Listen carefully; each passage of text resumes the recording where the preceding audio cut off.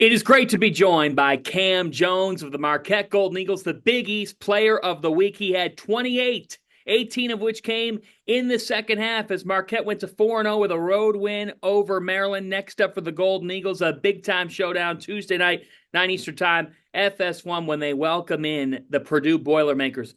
Cam, congrats on Big East Player of the Week. For you, Friday night, what did that night at Maryland represent for this Marquette team? And what's the significance to get out of there with a road win? Well, appreciate you, John. Appreciate you having me on. I think Friday was a great representation. I was just talking to Coach Cody about this. Great representation of our best is enough to compete anywhere, anytime against anybody. That was a great testament to this show. We still got a lot of room to grow. Man, I don't think I played that well Friday. Honestly, it was a lot of stuff I could have cleaned up. With our team and being a leader on our team is some stuff that I got to get better at, we got to get better at, but that's good about having these games early. You really get to see what your team is about, and you get to cut the tape on and see ways to improve. For you, when you know that Tyler Kolek and Oso Ighodaro are moving on, what did the offseason look like, and what were the conversations like with Shaka Smart to do what you knew you had to do, which is, hey, I've got to be now. I am the main man for this basketball team. What was the behind the scenes like of the offseason? Man, it was just a lot of work. A lot of great conversations with Coach. He told me that real early. Even in April, when the season ended. Really putting that in my head and just saying, that's the case here. It's your team. You're the leader of the team. It's a great feeling to be that guy and to be the guys that will be one of the guys the team listen to, and I appreciate them for trusting me to be a leader of the team. Of the high major programs in college basketball, you guys are the exception. You don't go into the transfer portal. You're not losing kids to the transfer portal. Tell me how Mhm. that impacts you in the offseason, in the preseason, when you walk into the room and it's not like the first day of school. Right, man, it's a huge advantage that we have. A lot of players don't go to their school so after the summer ends pretty much and when school starts, and that's a huge advantage we have. We're here over the summer, we're working, we're hanging out with each other every day. We're growing our relationship stronger. We're having more vulnerable conversations with each other, going and having fun. Man, it's a huge advantage to have those times and being with each other and really getting to know each other more and more, and that's a huge advantage on the court, because it's real hard at this level, man. It's too hard to be successful and to be playing with people you don't like. You have to really care about your teammates to do what you need to do for them to push through your fatigue and to push through adversity. What's something that people don't know about Shaka Smart? What should I say? We had a mental skills meeting today, and we was talking about how Coach has a lot of dopamine, so you can see him like on the court, like he always has a lot of energy. But that's how he is like every single day, man. Since I've known him, he hasn't had. I think I can count on one hand, the amount of days that he wasn't, upbeat. Always optimistic of opportunities, always trying to get better. Man, but he's a real cool dude. He's actually funnier than most people think. Yeah, he's a coach, he's professional. But I'm with him all the time. But and he's actually one of the funniest people I've been around. He's got jokes. He does. He has a lot of jokes actually, even on the court sometimes. Stevie Mitchell, Mhm. you guys have had a bond, since coming in together. I remember talking to you two as freshmen. What is it about Stevie that you love the most? Um, I would on just specifically on the court, I would say his competitive will and how bad he just wants to win, man. That's all that's been on his mind since I've known him as a competitor, man. He does whatever it takes, whatever he can do to help us win. He puts us through a lot, man.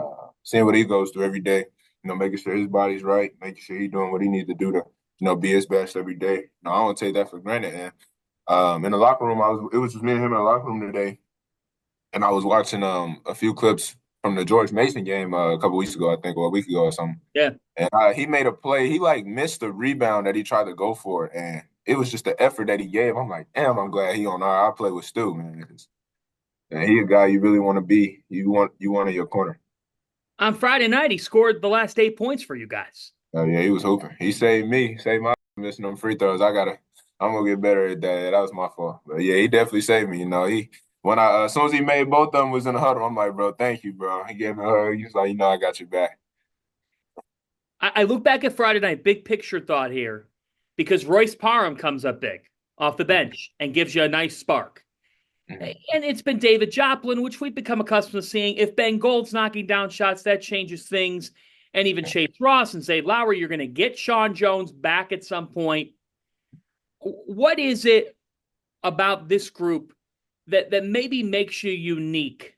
Not necessarily compared to the other teams you've been on that have had a ton of success, but what do you think is unique about this particular Marquette team that could make you guys really dangerous? I would say it's our depth. Friday we went 10 deep, and I think Coach showed huge trust in Demarius for throwing him in that fire his freshman debut. Coming off a foot injury, that shows his trust and how he believes in him. And we all, we love our freshmen, man. Royce and Demarius, they were great all summer. Caden, man, he seeing what he's going through and how he's producing, man. I'm very happy for him and him finally getting a chance to show off his work and show off his talents on the court. But I think that's a huge advantage for us, man. We real fresh and we all coming with the same identity. So when a sub happens, it's not a drop, if that makes sense. You know what I'm saying? We coming in the game trying to raise the energy. We trying to be more aggressive, more physical with every sub that we make. And going down the stretch, going down the season, man, that's a huge advantage to have freshmen, that can really come in and make an impact on the game. Purdue on a Tuesday night, Fiserv Forum, two of the best programs in college basketball, two of the best backcourts in college basketball. You know the names on the other side, Braden Smith, Fletcher Lawyer. What comes to mind for you when you think about this heavyweight showdown with the Boilermakers in Milwaukee? The main thing is, we lost to them the past 2 years. So, that's definitely been on our mind. And, that's a good backcourt they got, on their team back there. And they play a good brand of basketball. They have a good culture, a good program, very well coached.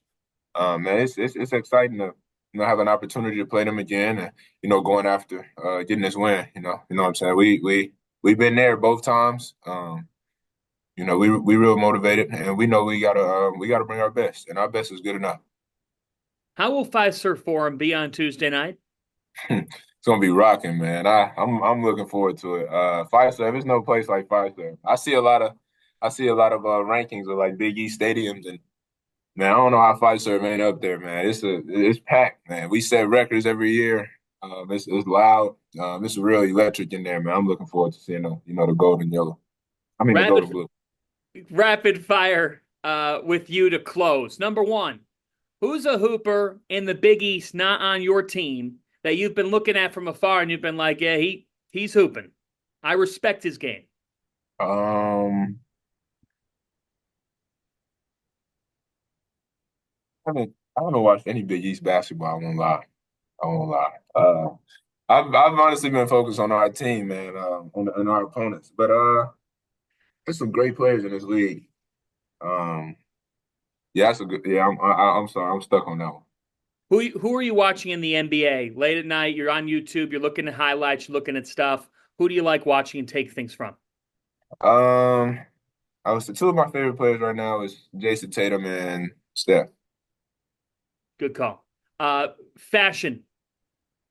Is this hair going to stay here for Tuesday night? It's going to stay for a while. Give me what the latest is on that. Oh yeah, the Rose gonna be there tomorrow. The Rose gonna be there tomorrow for sure. I think the braid's gonna be my look pretty much this year. So It's locked in. appreciate that. When you're in Memphis, Mm. what food are you having the most? What can't you live without? Well, I have to go with wings.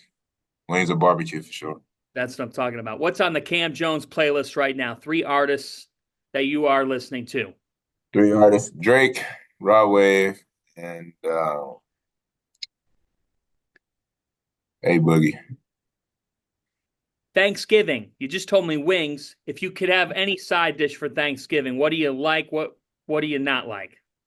I don't know why fries ain't a big Thanksgiving thing, but you don't typically French see too fries. many fries at Thanksgiving. But I'm gonna have to go with fries. And you can never go wrong with fries. I'm not gonna sit here and because you got the stuffing and the cranberry sauce and all this random stuff, but there's nothing wrong with a turkey wing and some French fries. That is facts. You know what I'm saying? You can throw a turkey leg in there. You want.